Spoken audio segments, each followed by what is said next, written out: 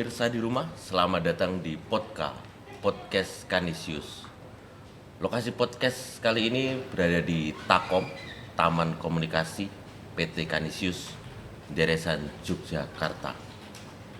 Frater Bene, tema podcast kali ini cukup menarik karena apa? Karena sangat fenomenal dan sesuai dengan konteks kehidupan anak muda sekarang ini. Dan podcast kali ini bisa kita lihat melalui channel YouTube PT Kanisius @PT Kanisius dan Komsos KAS @Komsos KAS. Nah, Dan kali ini Frater Tri, kita kedatangan tamu istimewa, seorang ahli filsafat, dosen dari Universitas Sanata Dharma Yogyakarta. Siapa dia? Romo Dominikus Sukristiono, PR. Selamat datang Romo Sukris di Takom, Taman Komunikasi Kanisius. Sehat Romo? Sehat, terima kasih, Brother. Ini Romo ini lulusan dari Austria ngomong-ngomong. Oh, benar ya Romo? Ya, Luar biasa sekali ya. Seorang doktor filsafat ya, Frater. Kemudian Romo Sukris ini juga mengajar filsafat di Universitas Sanata Dharma dan hobinya olahraga ya, Rom? betul sekali. Hobinya olahraga, Frater. Enggak itu, Rom? Ngopi juga. Ngopi Soalnya- pahit. Wah, sangat filsuf sekali ya. Filsuf tuh pokoknya pasangannya ngopi, headset dan rokok. Rokok enggak, Rom? Olahraga. olahraga. Berarti rokoknya diganti yang sehat, olahraga. Karena Romo positive vibes ya, positive vibes. Jadi maka dari itu rokoknya diganti olahraga, lebih sehat, benar sekali. Hobinya kalau tidak salah sejauh yang saya lihat di IG Instagram Romo Sukris itu suka naik gunung Romo. Ya, benar. Kira-kira sudah berapa gunung setelah pulang dari Austria yang didaki? Ya, baru 2 gunung. 2 gunung, Ya. oke. Baru Sumbing dan Perahu. Oh, Ya. mungkin naik gunung itu bagian dari untuk merefresh dan mengenali pengalaman hidup sebagai seorang filsuf untuk semakin memahami apa arti dunia ini. Wah, Ya. betul sekali. Dalam, Brother. Ya. Baik, Romo, supaya obrolan kita itu santai dan semakin mendalam, kita sambil ngopi, Romo. Boleh. Baik, setuju, Romo? Boleh, Frater, boleh. setuju? Setuju, Oke. Kak, oke. Selamat pagi. Apa kabar? Baik Romo? Baik, terima kasih. Mau ngopi apa? Romo, kita punya single origin. Kerinci kebetulan mau suka mendaki ya. Ya, betul sekali. Kita punya kerinci yang baru datang. Oh, Mau oke. dicoba. Oke, ya. Mau yang es atau hot? Hot, please. Ya. Oke, saya juga single origin, Mas. Hot. Kerinci juga? Ya. Masnya? Sama juga. Sama berarti juga single origin kerinci ya. Ya, Ya. ya. Ditunggu sebentar ya. Terima Oke, kasih. Terima kasih. Mas. Mantap. Baik Romo, kita lanjut obrolan kita Romo.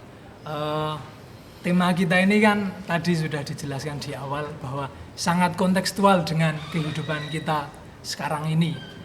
Tema yang diangkat adalah tentang stoikisme. Nah, itu kan sesuatu yang mungkin terdengar sangat filosofis. Apa itu stoikisme? Lalu mungkin juga kurang banyak dikenal oleh teman-teman muda kita ini Romo. Maka menurut Romo, apa itu stoikisme? Itu Romo. Ya, baik, terima kasih, Frater Tri. Stoikisme ini memang sepertinya akhir-akhir ini sangat menarik di antara kalangan teman-teman ya. Saya kira tidak hanya Gen Z, tapi mungkin para millennials, bahkan mungkin terutama para millennials suka sekarang mengutip atau membaca buku tentang stoikisme. Mungkin ada 2 hal ya, mungkin mengapa itu menarik sekarang ini. Pertama mungkin karena memang vibes tentang stoikisme ini sedang populer-populernya. Hingga seakan-akan kalau tidak ikut membaca atau berkomentar atau posting tentang stoikisme kok rasanya saya ketinggalan zaman. Itu yang pertama. Yang kedua mungkin juga karena isi dari filsafat Stoa atau Stoikisme itu memberi pencerahan bagi orang-orang zaman sekarang yang merasa hidupnya penuh dengan beban, butuh healing, butuh sesuatu yang meringankan mental.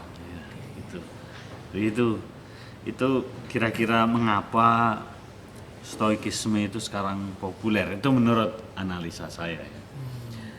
Nah, Berarti kalau boleh saya membahasakan, stoikisme itu semacam jalan untuk menikmati hidup gitu ya Romo. nah betul sekali, Ya. betul sekali. Atau jalan untuk mendapat inspirasi, cara untuk mendapat inspirasi bagaimana menghadapi hidup. Oke. Nah, di zaman yang keras dan modern seperti ini. Menghadapi hidup dan bertahan dalam kehidupan itu Romo. Betul sekali. Nah, tapi orang harus ingat bahwa Stoikisme itu adalah sebuah aliran filsafat. Aliran filsafat barat yang klasik. Sekarang Stoikisme adalah aliran filsafat barat klasik. Apa artinya? Klasik artinya kuno. Ya. Kita tahu filsafat itu memang sudah sejak zaman kuno ada, sudah lebih dari 2000 tahun yang lalu, bahkan lebih dari 3000 tahun yang lalu. Klasik artinya memang itu salah satu di antara aliran filsafat klasik yang lain, misalnya Plato atau Aristoteles atau Epikuros. Stoa ini salah satunya. Jadi itu pertama, itu sebuah aliran filsafat yang klasik dan berasal dari barat, artinya bukan dari tempat kita, itu dari daerah yang sekarang Yunani dan Pulau Kreta dan Laut Mediterania. Jadi situasinya kalau teman-teman membaca karya-karya Stoa atau filsafat yang berhubungan Stoa harus membayangkan, yang dihadapi oleh para penulis itu dulu situasi zaman kuno, zaman klasik, di daerah pelabuhan, di Laut Mediterania, banyak industri, dalam arti bukan industri seperti sekarang ini ya, industri yang seperti zaman dulu, tuntutan gaya politik yang zaman dahulu. Jadi itu menempatkan Stoa dalam, atau kalimat-kalimat yang mereka hasilkan itu dalam kondisi semacam itu di barat. Baik Romo. Tapi sebelum lebih lanjut, lebih dalam memahami tentang Stoa, mungkin para pemirsa atau para penonton yang ada di rumah juga perlu menyambungkan antara mengapa mental health itu, apa hubungannya mental health, penyembuhan mental health itu dengan filsafat.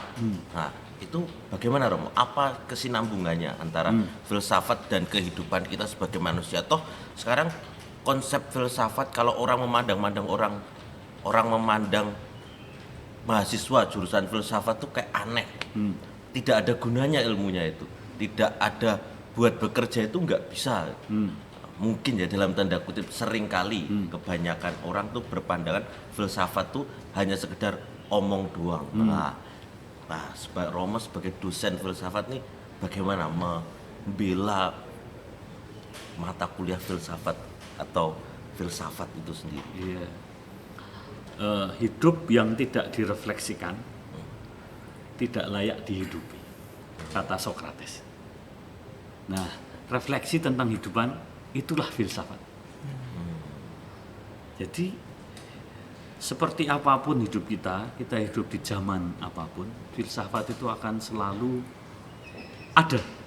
Selama manusia itu tetap ada, tetap hidup, tetap merenungkan, merefleksikan tentang kehidupannya, filsafat akan selalu ada. Jadi filsafat tidak melulu sebagai sebuah ilmu pengetahuan yang rumit, yang jauh dari kenyataan. Orang berpikir, wah filsafat itu terlalu spekulatif, wah tidak berhubungan dengan makan dan minum, ya, nasi dan ketela, ya, tidak berhubungan dengan itu. Oh, itu keliru, karena filsafat sangat berhubungan dengan bagaimana kita hidup sehari-hari. Karena filsafat tugas utamanya adalah merefleksikan bagaimana kehidupan kita ini. Nah, itulah filsafat. Di sanalah kita akan mendapatkan kebijaksanaan hidup. Itulah tujuan dari berfilsafat adalah memperoleh kebijaksanaan hidup. Kalau orang sudah memperoleh kebijaksanaan, wisdom, Ya, itu mau menghadapi hidup seperti apapun, siap. siap, benar. Ya, Hmm, itulah kenapa filsafat sangat penting dan sangat berhubungan dengan kesehatan fisik, mental, bagaimana kita hidup. Begitu kira-kira. Oh, jadi begitu ya sambungannya antara filsafat dan kehidupan manusia ya, Romo.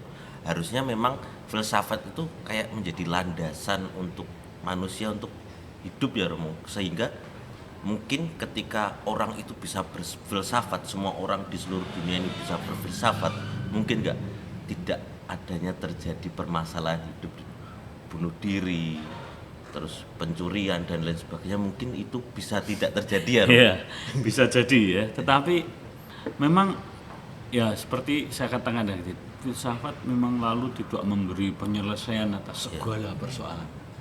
Lalu orang kalau sudah sampai pada kebijaksanaan hidup, orang tidak mempunyai persoalan. Tetap para filsuf itu tetap butuh makan. Iya, iya. Nah, tetap makan. Kalau filsuf di Indonesia ya makanya nasi dan tempe ya tetap ya. Saya tetap saja meskipun berfilsafat bisa lapar. Iya. Ya, dan lapar ya harus makan. Haus ya harus minum.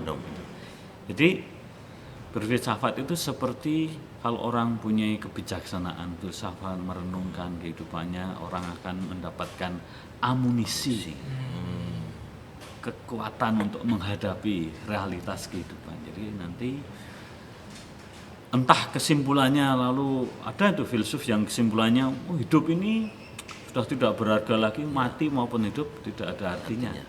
Bunuh diri pun tidak apa-apa. Salah satu cara untuk menghadapi kehidupan. Tapi itu sebagian kecil para filsuf juga mengatakan demikian. Dan itu tidak menyelesaikan tentu saja menurut pandangan saya. Jadi begitu. Oh, iya, iya, iya. Berarti kebijaksanaan berpikir dalam menghadapi kehidupan. Ya. Oke, berarti memang filsafat itu sebetulnya itu memang melekat dengan kehidupan kita ya Romo. Tetapi seringkali kita itu kurang menyadari bahwa apa yang kita hidupi, yang kita sadari itu sebenarnya sudah dilakukan oleh orang-orang pada zaman dulu Romo. Ya Romo. Kalau kita lihat atau kita kenal para filsuf itu kan hidupnya, pemikirannya itu kan sudah ada sejak zaman kuno. Yeah. Bahkan sebelum Masehi itu ya Romo. Yeah. Ya itu. Lalu kalau kita nyambung ke tema kita lagi Romo tentang stoikisme. Yeah. Nah, sejauh yang saya tahu kan ada paham atau cara menikmati hidup dari Stoa dan dari Epikuros itu Romo. Yeah. Apa yang membedakan pemikiran Stoa dan Epikuros itu Romo? Ya, sebenarnya Stoa dan Epikuros itu saling bermusuhan. Ya. Tetapi sebelum sampai ke sana kita perlu melihat secara garis besar ya. Tadi saya sudah di awal katakan Stoa ini salah satu di antara aliran filsafat klasik, dan para filsafat Stoa ini berguru pada Plato dan Aristoteles. Itu dua guru besar filsafat kuno, filsafat klasik. Plato mempunyai sekolah namanya Akademia, Aristoteles mempunyai sekolah namanya Lyceum. Dan itu dua macam sekolah filsafat. Nah, Stoa sendiri artinya teras atau emperan. Jadi para filsuf Stoa itu mendapatkan nama Stoa karena mereka berfilsafat tidak di ruang kelas, tidak hanya seperti Plato atau Aristoteles, tetapi di luar kelas, di emperan kelas. Jadi memang mereka melihat kehidupan secara lebih real katakanlah. Itu. Lalu apa bedanya dengan Epikuros? Ya, Epikuros itu berasal dari, atau Epikureanisme itu berasal dari filsuf yang namanya Epikuros. Epikuros pun berguru pada Plato dan Aristoteles. Hanya bedanya yang utama salah satunya adalah bagi Epikuros hidup itu yang paling penting kenikmatan, pleasure. Nah, sementara bagi Stoa hidup itu mengejar kebijaksanaan untuk menghadapi berbagai macam hal dalam kehidupan. Itu yang utama. Berarti sebetulnya sama-sama untuk hidup, bertahan hidup, Ya. tetapi caranya yang berbeda itu. Betul ya, sekali. Romo. Berarti kalau Epikuros itu tadi mengejar kenikmatan itu kan kesannya itu kan bahwa sesuatu yang ada di luar eksternal kita, yang di luar kendali kita, itu yang menentukan kita bahagia, Romo. Ya. Kita bahagia. Sementara kalau dari Stoa sendiri kan mencintai kebijaksanaan. Betul. Itu kan berarti tumbuh dari diri kita, dari dalam diri kita sendiri. Betul sekali. Romo. Itu ya. Jadi bagaimana cara kita menghadapi kehidupan? Apakah kita mau ditentukan oleh sesuatu yang dari luar diri kita atau sesuatu yang dari dalam diri kita? Stoa mengatakan bahagia atau tidaknya hidup itu tidak tergantung dari dunia luar, tetapi dari apa yang ada di dalam dirimu. Itu. Berarti yang ada di dalam diri itu yang dimaksud itu pemikiran, perasaan, begitu ya? Betul sekali. Jadi ada 3 hal yang penting bagi Stoa, atau ya boleh dikatakan 3 cabang filsafat Stoa. Ya. Yang pertama adalah logika, yang kedua fisika, dan yang ketiga etika. Ya, ini orang mengibaratkan 3 itu seperti satu jalur begitu ya. Pertama yang disebut logika itu berhubungan dengan bagaimana cara kita memahami pikiran kita, ya. Bagaimana berpikir yang lurus, yang rasional, yang benar, yang bertanggung jawab, itu logika. Bagaimana merangkai kata dan bahasa dengan baik, bagaimana memahami kata, kalimat dari orang lain, itu. Bagaimana memahami apa yang dipikirkan orang lain, itu termasuk bagian dari logika. Sehingga itu yang tahap pertama. Itu kalau Aristoteles mengatakan bagian dari organon, itu bagian dari alat untuk bekerjanya otak, bekerjanya pikiran kita. Itu kita harus belajar tahap pertama. Yang kedua itu fisika. Yang dimaksud fisika itu tidak sekedar ilmu fisika seperti yang sekarang kita tahu ya. Kecepatan, gravitasi, itu bukan hanya itu. Yang dimaksud fisika oleh para Stoa itu termasuk yang utama adalah metafisika. Artinya dunia ini apa tuh? Nah, Oh, datang ini Ya. kopi.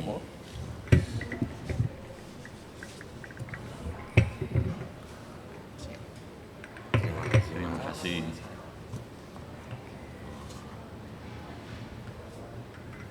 Terima Ini kasih. kopi. Mas. Selamat menikmati Ya. Romo. Terima kasih. Sama-sama. Mari. Terima kasih Mas. Ini bagian dari fisika. Ya, Ya, dunia fisik, fisik ya, air, kopi. kopi, ya, panas, dingin, cuaca, Ya. itu bagian dari fisika yang harus kita pahami. Bagaimana cara memahaminya? Dengan logika. Logika. Dunia di sekitar kita, itu yang harus kita pahami. Tapi filsafat tidak hanya cukup sampai pada pemahaman tentang dunia, harus sampai pada bagaimana kita lalu hidup di tengah dunia seperti itu. Itulah etika.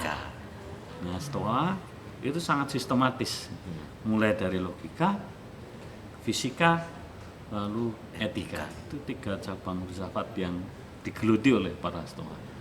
Dan pertanyaan utama dalam etika para Stoa adalah bagaimana kita bisa hidup bahagia. Orang zaman sekarang bagaimana kita bisa punya mental yang sehat. Ya.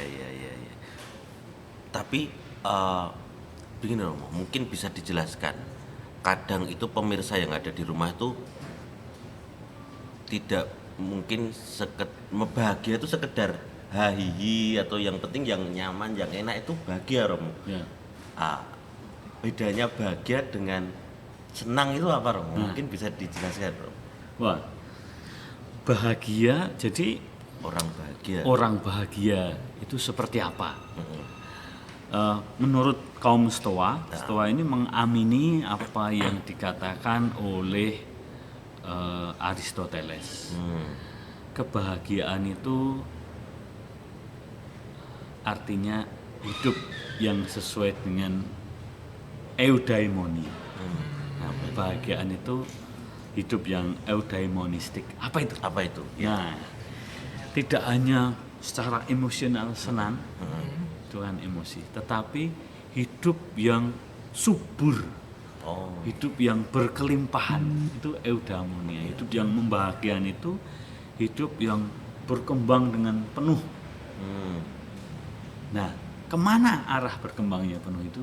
Sesuai dengan alam semesta, nature. Wah, ini penjelasannya yang Ya, cukup panjang ya. ya. Ikut. Apa pandangan Stoa tentang nature, ya, tentang alam semesta ya? Menurut kaum Stoa, alam semesta itu diatur oleh prinsip rasional. Prinsip rasional itulah yang dikatakan orang sebagai dewa-dewa. Jadi dewa-dewa adalah prinsip rasional yang mengatur alam semesta, nature. Nah, termasuk manusia itu ada di dalam keteraturan alam semesta ini. Maka bagaimana manusia bisa mencapai kebahagiaan? Hiduplah sesuai prinsip alam semesta yang rasional tadi. Oke. Gini Romo, supaya kita tetap bahagia, mari kita ngopi dulu Romo. Betul Tadi sekali. sudah disiapkan. Oke. Terima kasih. Kopi itu ternyata ada kepanjangannya, Romo. Oh, apa itu Ratu? K, kehidupan. O, orang. P, penuh. I, inspirasi. Romo suka kopi ya? Oh iya. Pantesan Romo itu penuh inspirasi. Inspirasi yang segala sesuatu yang diucapkan tadi kan inspiratif. Iya, benar. Semoga ya. Ya, Iya. Enak nih kopinya nih. benar Romo. Ini dari Kerinci. Ya. Gunung Kerinci. Gunung Kerinci. Ya.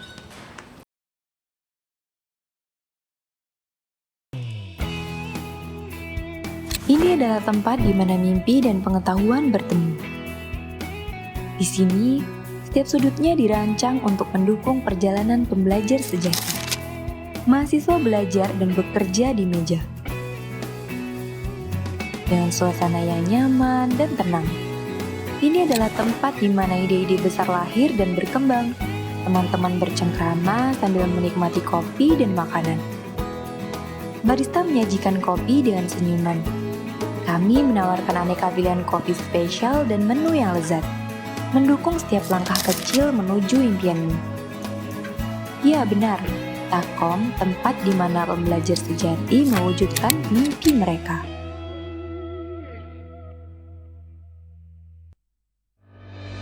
Setiap langkah yang aku pijak di tempat ini, bagiku bukan hal yang biasa. Aku mengerti, tanggung jawabku bukan hanya sekedar mengantar sesuatu yang dipesan, tapi juga mengantar harapan. Harapan yang akan dilanjutkan dengan tindakan nyata bagi pembelajar sejati yang ada di tempatku menaruh harapan pula. Harapan kami sontak terlihat berbeda. Harapan mereka adalah setelah mereka pulang. Orang terdekat mereka bahagia dengan toga.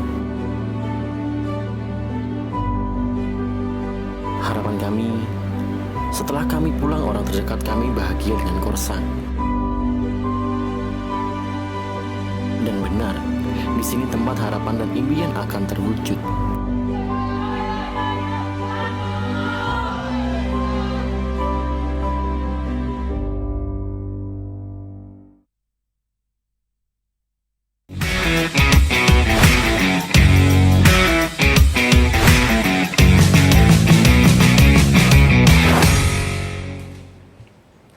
Oke, baik Romo, kalau tadi kita itu belajar tentang kebahagiaan menurut Stoa atau istilahnya tadi Eudaimonia.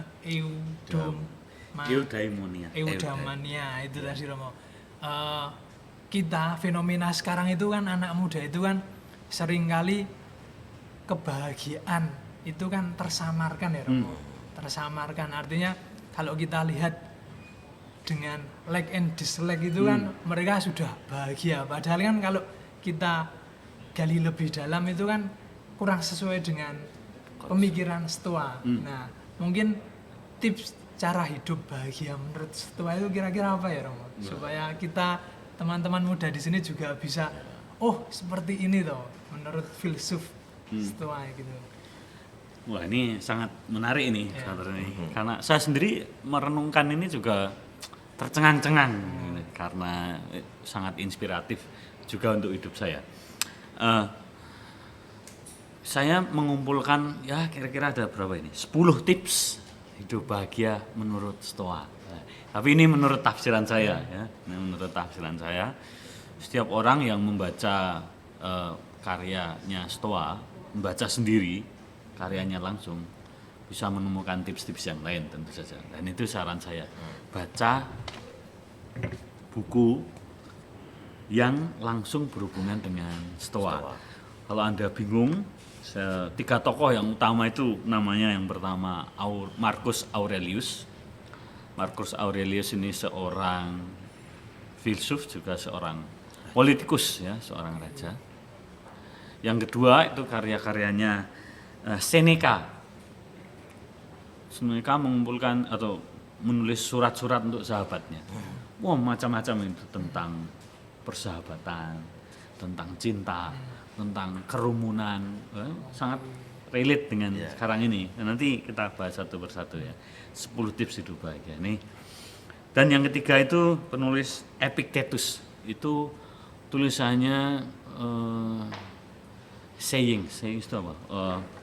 Kalimat-kalimat pendek yang inspiratif itu bisa untuk quotes Kata-kata bijak ya. Kata-kata bijak dari Epictetus itu. Nah, saya kumpulkan 10 tips hidup bahagia menurut Stoa. Yang pertama, saya lihatkan saja. Latihlah pikiranmu. Latihlah pikiranmu. Seneca menulis begini. Selama engkau hidup, belajarlah selalu untuk hidup. Ya, selama engkau hidup, belajarlah selalu untuk hidup. Kita ini kan seringkali puas terhadap apa yang sudah kita tahu. Atau kadang-kadang kita tidak mau tahu terhadap apa yang terjadi dalam hidup kita.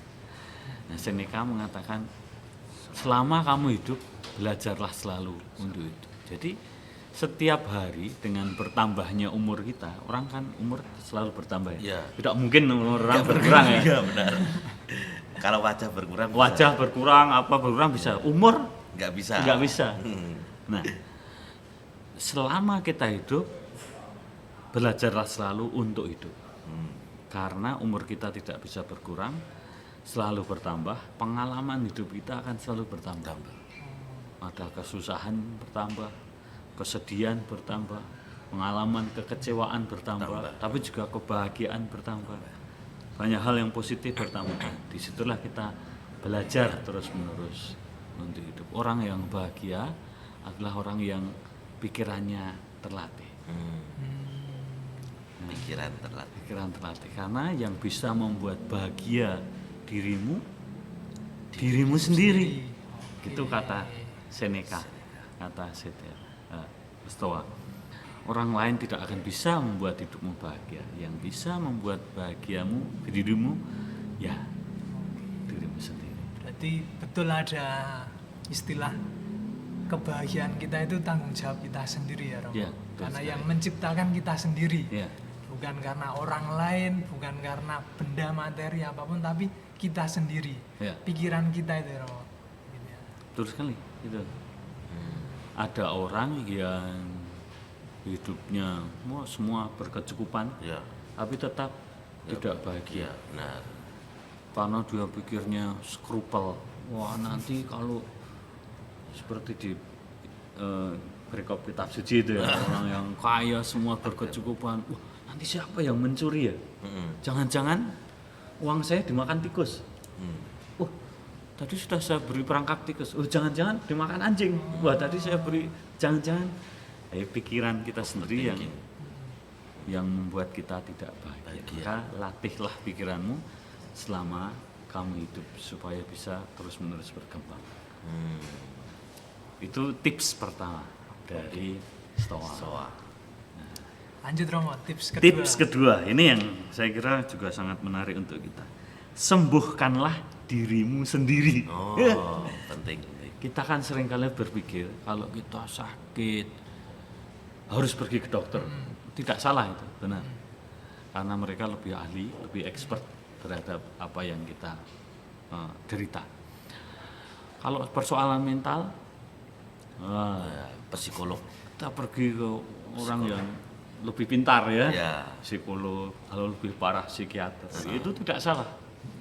Tapi bahkan para psikolog psikiater itu pun meyakini yang bisa menyembuhkan orang yang sedang kena sakit mental adalah dirinya sendiri.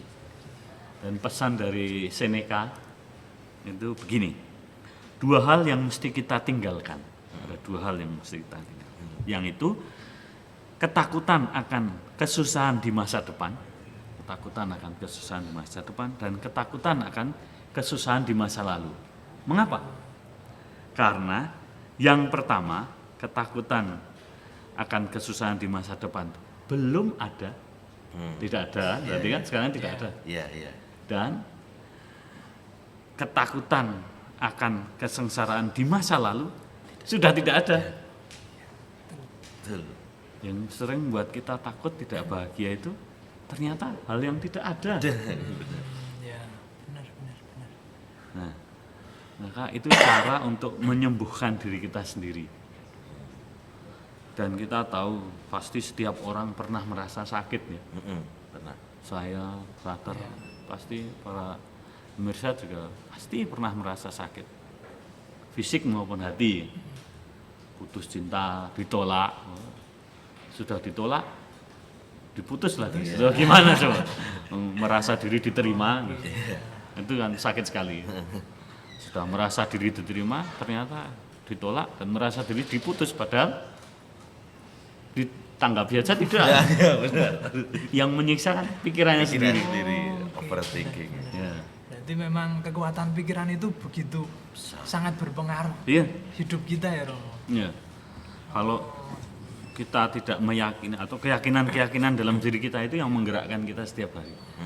Kalau frater tadi pagi tidak punya keyakinan untuk hari ini harus podcast, datang ke Kanisius, tidak akan bangun. Iya. Tidak akan pergi ke tempat kerja dan seterusnya. Jadi keyakinan-keyakinan itulah yang membuat kita menggerakkan tubuh kita, badan kita. Ya, luar biasa ya kekuatan Pikiran, keyakinan. Itu tips yang Kedua. Jadi sembuhkanlah dirimu sendiri. Masih ada kaitannya dengan yang dikatakan Seneca tadi. Tips yang ketiga adalah nikmatilah waktumu saat ini. Istilahnya apa itu? Kesengsaraan di masa depan tidak ada, kan belum ada. Ya, di masa. Kesengsaraan di masa lalu sudah tidak ada. Ngapain kita takut? Enjoy the present moment. Itulah. Kalau Istilah Latin itu ada ya, Rom? Hic et nunc. hic et nunc. Jadi di sini dan saat ini. Jadi kita orang yang tidak bahagia itu orang yang tidak bisa di sini dan saat ini. Overthinking. Orang yang Seneca itu pernah mengatakan begini. Orang bisa hidup di suatu tempat, tapi dia pada saat itu juga tidak di mana-mana. Orang bisa ada di suatu tempat, tapi pada saat itu juga dia tidak di mana-mana. Karena tubuhnya di situ, pikirannya kemana-mana. Iya. Jadi dia tidak ada di mana-mana. Ya. Cuma eksis saja di situ, tapi dia sedang tidak ada di situ. Ya, karena pikirannya itu terdistrak oleh berbagai macam hal itu ya Romo. Betul Itu kan sekali. pengaruh untuk menikmati hidup hari ini. Kalau Anda sedang bekerja keras, nikmati Kerja keras. Anda. Kalau sedang menyelesaikan tesis, skripsi, nikmati. Ya. Nah, kalau dosen Anda susah, wah, nikmati. Wah, gimana itu? nikmati kesusahannya. Iya. Itulah. Ya. Guru Zen itu pernah mengatakan begini, ya, mirip dengan itu. Tidurlah kalau mengantuk, makanlah kalau lapar. Ya. Banyak orang itu tidur. Banyak orang itu sebenarnya tubuhnya tidur tapi tidak sedang tidur, karena pikirannya kemana-mana. Banyak orang itu sedang memasukkan makanan ke mulutnya, tapi sebenarnya dia tidak sedang makan, karena pikirannya kemana-mana. tidak menikmati apa yang dimakan. Tips yang ketiga, tentu ini melawan melawan situasi saat ini, orang yang harus dituntut kerja cepat, kerja terus menerus, harus selesai tuntutan. Itu yang membuat orang tidak bahagia tentu saja. Iya. Terlalu under pressure. Ya, banyak tekanan dalam kehidupan. Berarti harus kuncinya tuh tenang ya Romo sebenarnya. Ya, melatih pikiran, Iya benar. dan saya adalah yang mengendalikan pikiran saya. Iya. Benar. Itu tidak mudah, makanya tadi tips yang pertama, latihlah pikiran. Oh ya, kunci. Iya, kayak otot itu kan harus dilatih supaya tetap kuat. Benar ya. sekali. Pikiran pun juga harus dilatih. Harus dilatih. Ya. Orang harus berolahraga supaya ototnya, badannya bisa resilient, bisa punya daya tahan. Pikiran juga harus dilatih supaya punya resiliensi, punya daya tahan. Itu yang 1, 2, 3 ini sudah banyak sekali ya 3 itu, padahal kita punya 10 nih. Iya, itu banyak sekali. Udah inspiratif ya. Menikmati hidup. Ya, saya lanjutkan saja. Ini yang keempat nih juga saya kira relate dengan Gen Z saat ini. Iya. Carilah pencapaianmu sendiri. Find your own achievement. Kita itu biasanya menjadi happy kalau orang lain tepuk tangan. Kita mencari tepuk tangan orang lain, mencari like-nya orang lain, mencari apresiasi dari orang lain. Tapi kita lupa bahwa yang bisa mengapresiasi diri kita sendiri ya diri kita sendiri.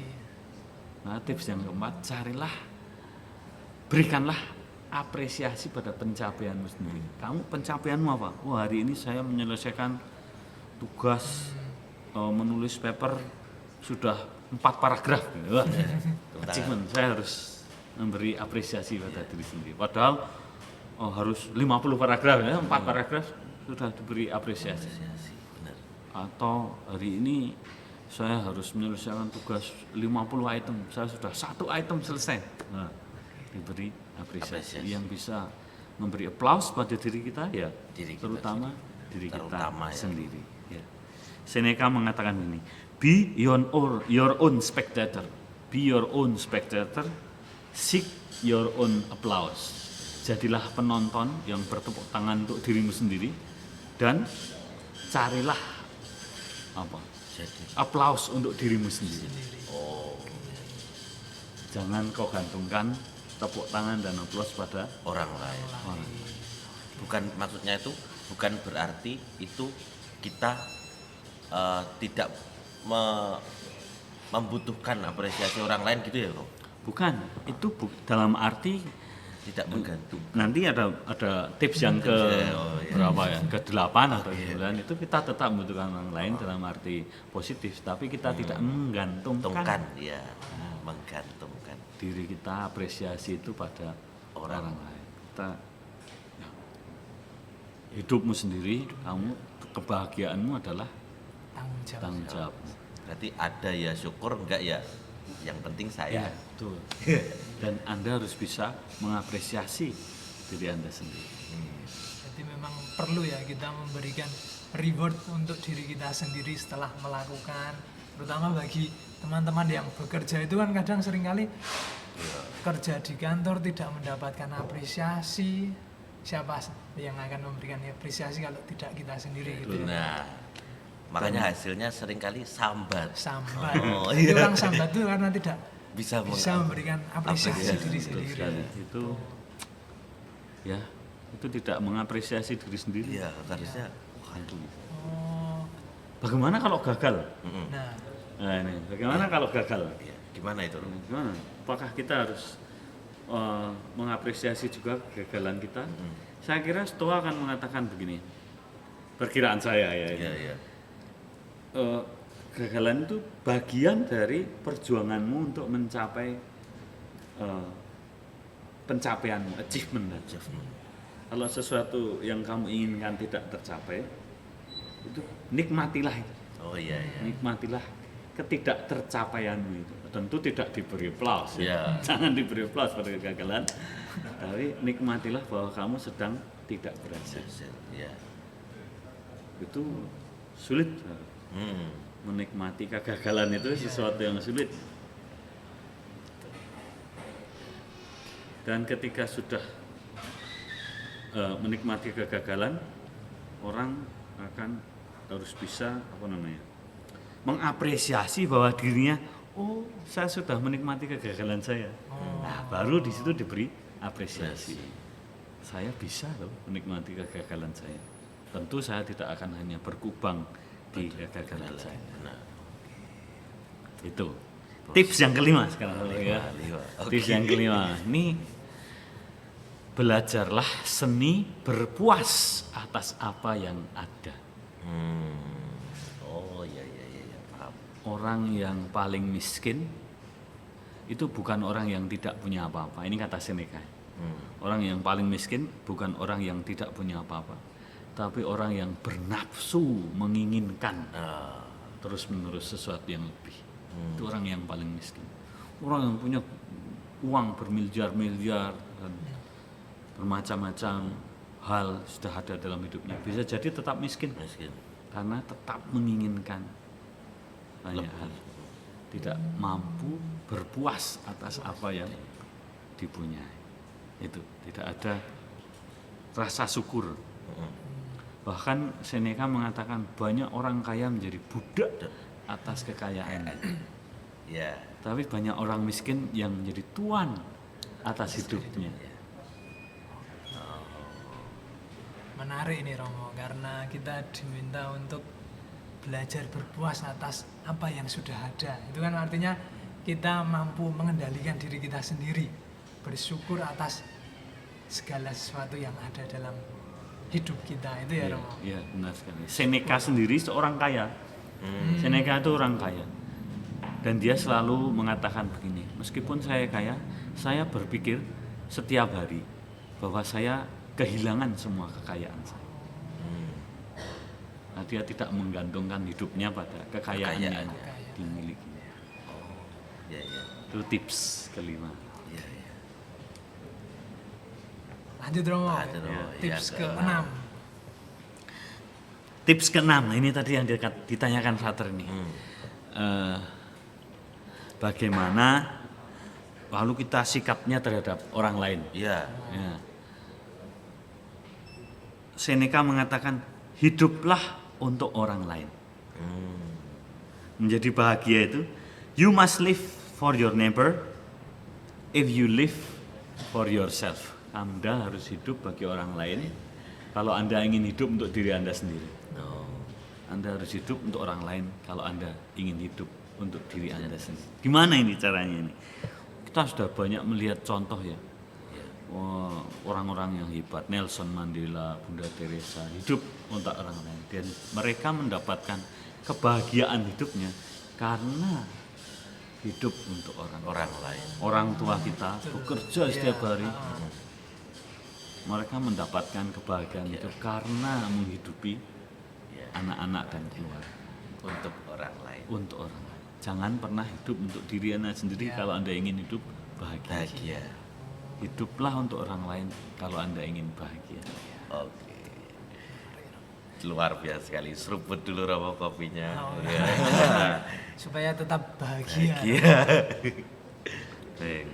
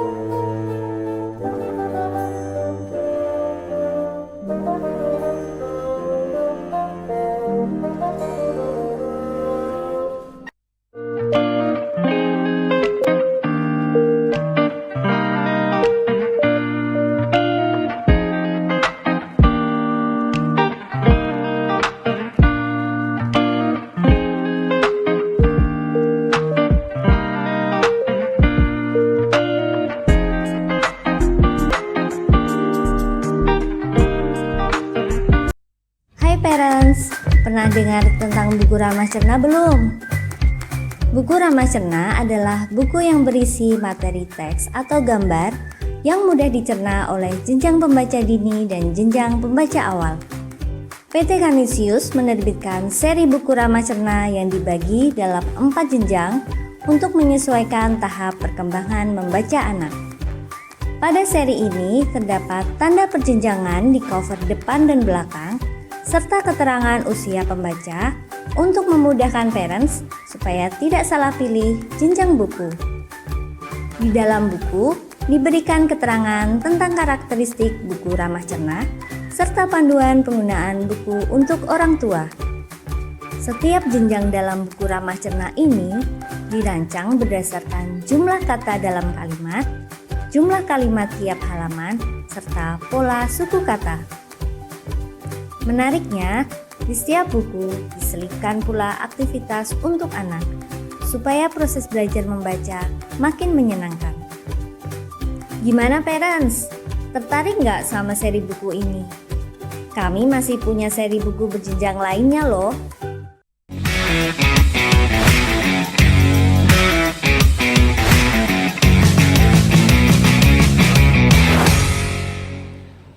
Baik Romo, tadi sudah yang ke-6 Romo, sekarang yang ke-7 Romo. Tadi ya ke-6.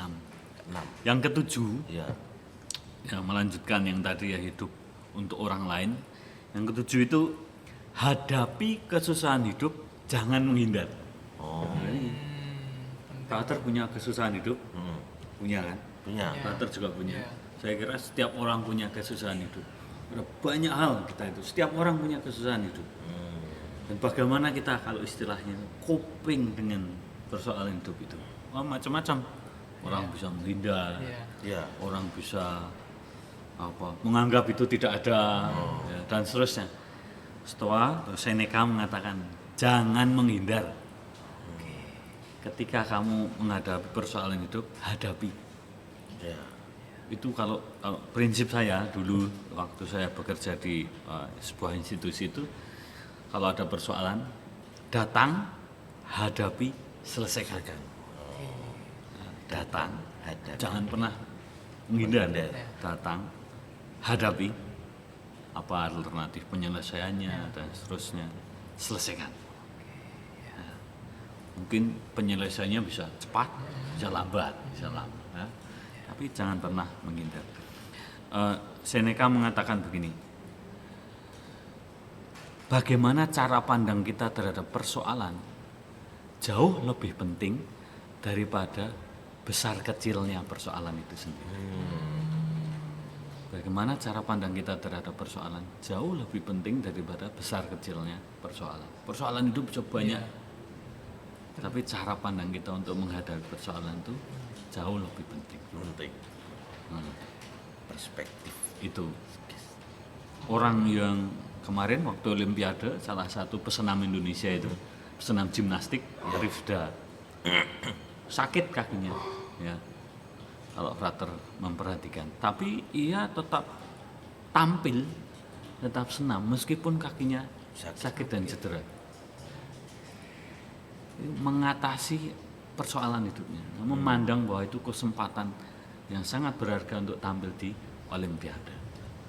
Jadi persoalannya tidak menjadi masalah, dia mengatasi, ya. Dihadapi dan diatasi. Dihadapi. Itu tips yang ke-7 ya. Hadapi, jangan lari. Ya. Jangan lari, berarti kita mesti menerima ya Romo. Ya. Menerima, memeluk masalah-masalah itu ya Romo. Ya, bagian dari kehidupan kita. Kehidupan. Oke. Yang ke-8 sekarang ini. Ya. Carilah, saya katakan tuh, role model dan jadilah role model bagi orang lain. Carilah role model dan jadilah role model bagi orang lain. Seneca menulis begini, bertemanlah dengan orang-orang yang akan membuat hidupmu meningkat, ya. Jadi role model, bertemanlah dengan membuat orang-orang yang membuat hidupmu meningkat. Dan terimalah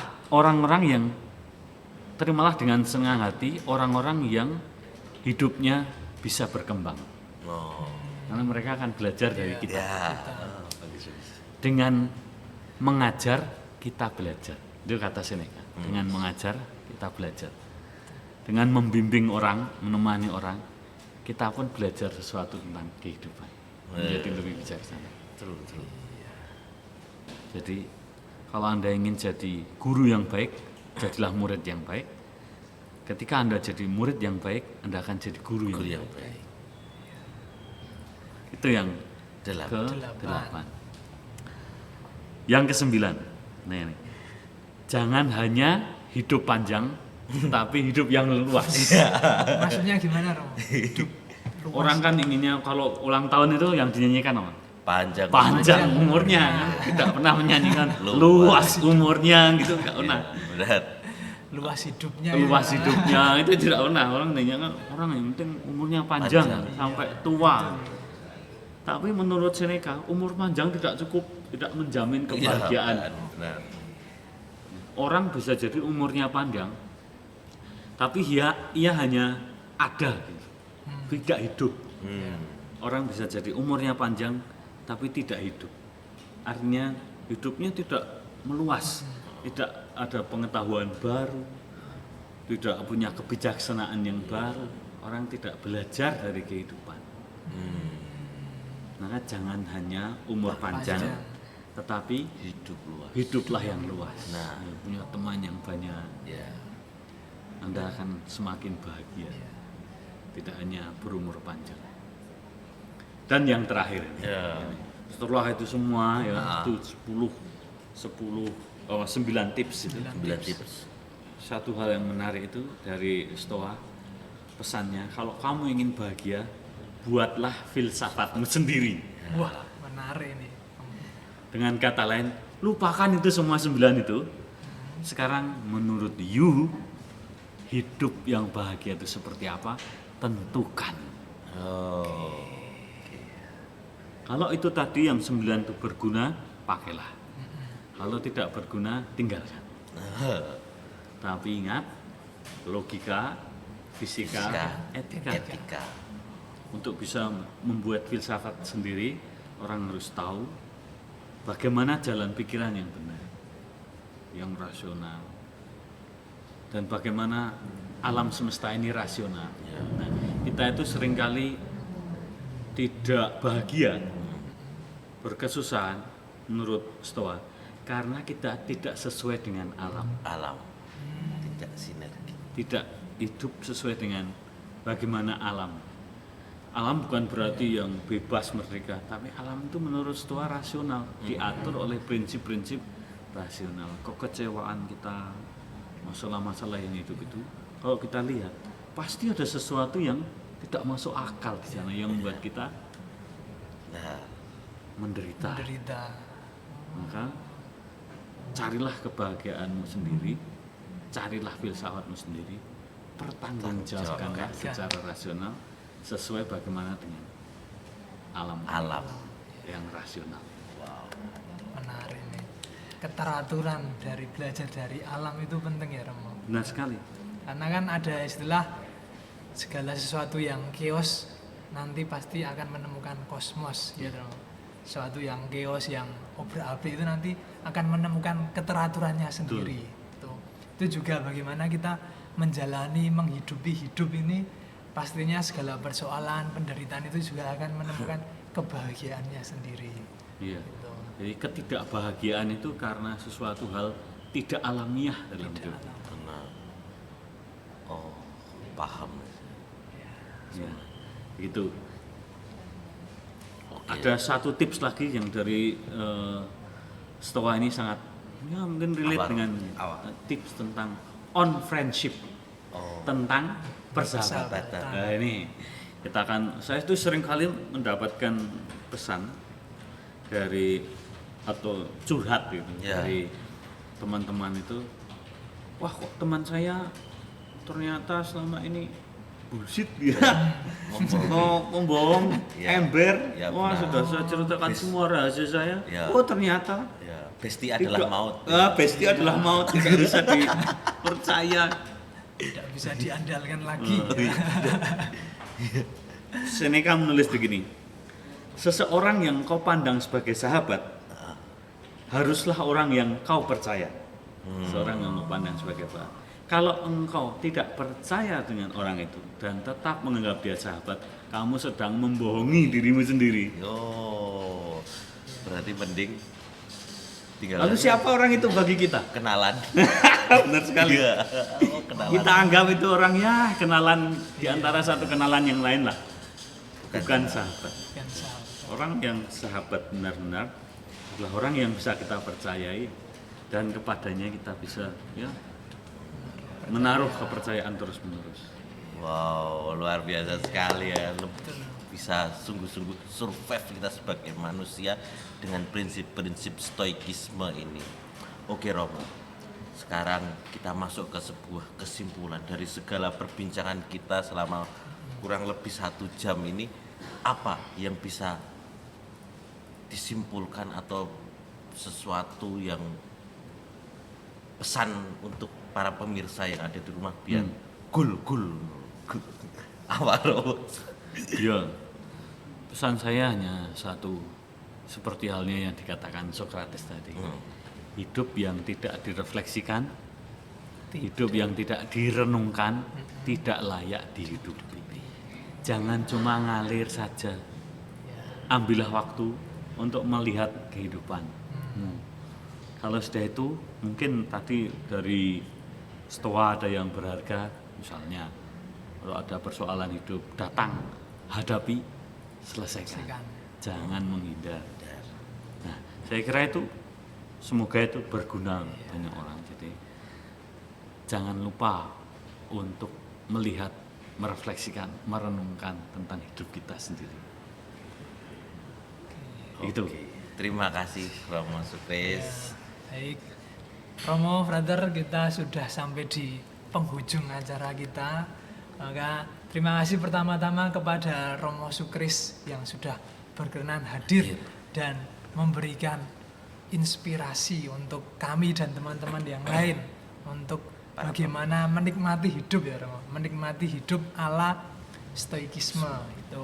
Lalu juga terima kasih kepada teman-teman Komsos KAS dan para sponsor dan teman-teman panitia yang sudah ikut terlibat menyelenggarakan podcast kali ini. Dan teman-teman jangan lupa subscribe, like, and comment di YouTube channel @PT-Canisius dan Komsos KAS. Terima kasih.